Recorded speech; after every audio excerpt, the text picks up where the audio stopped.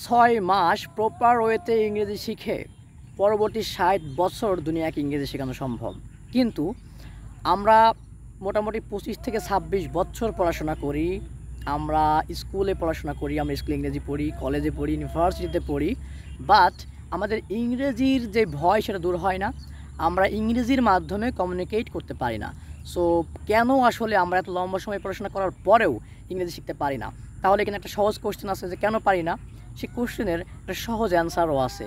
সেটা হচ্ছে আমাদের যেই অ্যাকাডেমিক্যাল সিস্টেম, পড়াশোনার যে অ্যাকাডেমিক্যাল সিস্টেম, সেই সিস্টেম থেকে আসলে 25 বছর না 50 বছর পড়াশোনা করলেও ইংরেজি শেখা সম্ভব নয়। কারণ দুনিয়াতে আমাদের ইংরেজি লাগে হচ্ছে একটা কমিউনিকেশনের মাধ্যম হিসেবে, একটা ল্যাঙ্গুয়েজ হিসেবে। বাট আমাদের অ্যাকাডেমিক লাইফে, আমাদের স্কুল, কলেজ, ইউনিভার্সিটিতে আমাদেরকে ইংরেজি শেখানো হয় জাস্ট একটা সাবজেক্ট হিসেবে, not a language, not any communication মাধ্যম, কোনো কমিউনিকেশনের মাধ্যম হিসেবে নয়। অনলি আমাদেরকে ইংরেজি শেখানো হয় হচ্ছে একটা সাবজেক্ট হিসেবে। বাট আমরা পড়াশোনা শেষ করার পরে যখন হচ্ছে আমরা কর্পোরেট লাইফে যাই, আমরা আমাদের ক্যারিয়ার জীবনে যাই, তখন আমরা দেখি ইংরেজিটা লাগে হচ্ছে আমাদের কমিউনিকেশন মাধ্যম হিসেবে, আমাদের এটা হচ্ছে ভাষা হিসেবে লাগে। তখন আর সাবজেক্ট হিসেবে তো আমাদের এটা আমাদের লাগে না।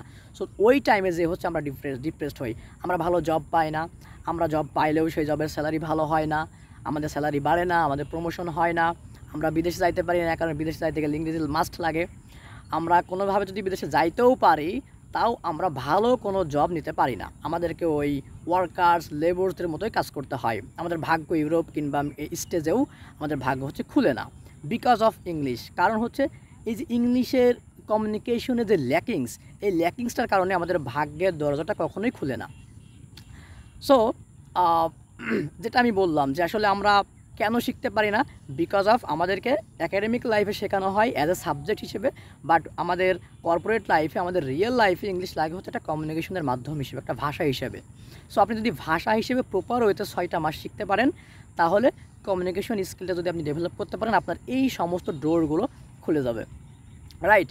বাট আমাদের যে অ্যাকাডেমিক্যাল সিস্টেম, সেখানে যে সাবজেক্ট হিসেবে আমাদেরকে অলওয়েজ ইংলিশটা পড়ানো হয়, এই সাবজেক্ট হিসেবে আপনি অলওয়েজ ইংলিশ শিখেও আপনি কখনোই আপনার এই কমিউনিকেশন স্কিলটাকে ডেভেলপ করতে পারবেন না। বাট যখন আপনি কর্পোরেট লাইফে যাবেন, তখনই কর্পোরেট লাইফ আপনার থেকে ডিজার্ভ করে হচ্ছে এই কমিউনিকেশন মাধ্যমটা, আপনার কাছে এই ভাষাটা তারা ডিজার্ভ করে, এই স্কিলটা তারা ডিজার্ভ করে। সো আমি অ্যাকচুয়ালি জানি না কেন হচ্ছে আমাদেরকে যুগের পর যুগ ধরে, বছরের পর বছর ধরে এইরকম একটা এডুকেশন সিস্টেমের মধ্যে রাখা হয়েছে যে এখান থেকে আমাদের কমিউনিকেশন স্কিলটা বিল্ড আপ হয় না। অথচ সবাই জানে যে আমাদের কর্পোরেট লাইফে, আমাদের চাকরি জীবনে, আমাদের সব ক্ষেত্রে কিন্তু এই কমিউনিকেশন স্কিলসটাই লাগে। আমাদের হচ্ছে এই সাবজেক্ট ইংলিশ যেটা, সেটা হচ্ছে আমাদের ওইভাবে কিন্তু কখনোই লাগে না। সো আমি জানি না অ্যাকচুয়ালি আমি জানি না যে কেন হচ্ছে আমাদেরকে এই যুগের পর যুগ ধরে এই সিস্টেমের মধ্যে রাখা হয়েছে, বা এইভাবে আমাদেরকে ইংলিশ পড়ানো হয়, এইভাবে আমাদেরকে শেখানো হয়। আমি অবাক হই যখন হচ্ছে আমি ইংরেজি শেখার জন্য চেষ্টা করি। ফার্স্টের দিকে যখন আমি অনেক বেশি প্র্যাকটিস করতাম, অনেক নেটিভদের সাথে প্র্যাকটিস করতাম, অনেক ফরেন মানুষদের সাথে প্র্যাকটিস করতাম, সেইখানে হচ্ছে ইন্দোনেশিয়ান অনেক, আমি সবচাইতে বেশি সারপ্রাইজ হয়েছি উজবেকিস্তানের মানুষদেরকে দেখি। উজবেকিস্তান, হ্যাঁ, একটা ওয়েবসাইট ছিল, একটা অ্যাপ্লিকেশন ছিল, যেখান থেকে ফরেনদের সাথে কল করে স্পিকিং প্র্যাকটিস করা যায়। সো যখন আমি বিগিনার ছিলাম, তখন আমি প্র্যাকটিস করার জন্য এই ধরনের বিভিন্ন অনলাইন প্ল্যাটফর্মে যুক্ত হইতাম এবং ফরেনদের সাথে প্র্যাকটিস করতাম। সো ওইখানে যে জিনিসটা আমাকে অনেক সারপ্রাইজ করে, সেটা হচ্ছে উজবেকিস্তান। আমি যে ওয়েবসাইটটা বেসিক্যালি ইউজ করতাম, ওইখানে হচ্ছে যদি আমি একদিনে 10টা কল করতাম, 10টার মধ্যে মোটামুটি 7 থেকে 8টা কল রিসিভ হইতে হচ্ছে উজবেকিস্তান থেকে। এবং তারা সবাই আন্ডার 20, তাদের 90%, 99%ই হচ্ছে 20 বছরের নিচে। এবং তাদেরকে আমি জিজ্ঞেস করতাম যে why do you learn English, কেন তুমি ইংরেজি শেখো বা কেন তুমি ইংরেজি শিখতেছো? সো এবং তারা ওই এজে, তারা হচ্ছে ওই মানে স্কুল লাইফে, খুব টিনেজ লাইফ থেকেই তাদের ফার্স্ট গোল হচ্ছে তারা আইএলটিএস দিবে। আমি সবাইকে জিজ্ঞেস করতাম যে what's the reason behind your learning English. তারা সবাই বলতো যে আমি আইএলটিএস দিব। আচ্ছা, হোয়াই, কেন তুমি আইএলটিএস দিবা? আমি বাইরে যাব, বাইরে যেয়ে আমি হচ্ছে হায়ার স্টাডি করবো। So this is their dreams. হ্যাঁ, এইভাবেই তারা কিন্তু ইংরেজি শিখছে। তাদের একাডেমিক লাইফেও তাদেরকে এই প্রোগ্রাম দেওয়া হয় এবং তারা প্র্যাকটিক্যাল লাইফেও এই প্রোগ্রামটা পায়। বাট আমাদের যুগের পর যুগ, বছরের পর বছর কিন্তু এভাবে রাখা হয়েছে, আমরা জানিও না, বুঝিও না। বাট পড়াশোনা শেষের পরে যখন আমরা কর্পোরেট লাইফে যাই, তখন যে আমরা হচ্ছে ডিপ্রেসড হই, তখন আমরা ইংলিশের কারণে ভালো ইন্টারভিউ দিতে পারি না। ভালো ইন্টারভিউ না দিতে পারার কারণে ভালো জবগুলো হয় না, আমাদের স্যালারি বাড়ে না, আমাদের প্রমোশন হয় না, বাইরে যেই মানে কী বলবো, বাইরে যেই অসাধারণ কিছু যে অপরচুনিটিসগুলো রয়েছে সেই অপরচুনিটিসগুলো আমরা নিতে পারি না বিকজ অফ ইংলিশ। আমাদের হায়ার স্টাডি বলেন, গবেষণার জন্য যাওয়া বলেন, চাকরির জন্য কিংবা বিদেশে সেটেল হওয়ার জন্য কোনো কারণেই, যে কোনো কারণেই যাইতে গেলেই আমাদের কিন্তু ইংলিশ কমিউনিকেশন স্কিলসটা লাগবে, মাস্ট বি। ইংলিশ কমিউনিকেশন স্কিলসটা লাগবে, ইংলিশ ল্যাঙ্গুয়েজ লাগবে, ইংলিশ মানে সাবজেক্টটা আমাদের লাগবে না। সো এই সবগুলো রাস্তা আমাদের অফ হয়ে থাকে শুধুমাত্র এই কমিউনিকেশন স্কিলসটা ল্যাকিংসের কারণে, my dear brothers and sisters. So এছাড়াও আমরা অনেক কিছুই আসলে আমরা মিস করি এই গ্লোবাল ভিলেজে এসে। আমরা শুধুমাত্র এই একটি স্কিলসের কারণে অনেক কিছু আমরা মিস করি, কিন্তু এই একটা স্কিলস প্রপার ওয়েতে, আমি যেটা ফার্স্টে বলেছিলাম যে প্রপার ওয়েতে 6 মাস আপনি ইংরেজি শিখলে পরবর্তীতে 60 বছর আপনি দুনিয়াকে ইংরেজি শেখাতে পারবেন। ইয়েস। সো আমি আসলে যেভাবে এই কঙ্কটকীর্ণ পথটা পাড়ি দিয়ে আমি যেভাবে শিখে এসেছি, সো এই শিখে আসার পরে আমার যেটা ইন্টেনশন, আমার যেটা এইম, যে আমি চাই আমার বাংলাদেশি ভাই বোনদেরকে, আমি লক্ষ লক্ষ মানুষকে ইনশাআল্লাহ আমি ইন্সপায়ার করব।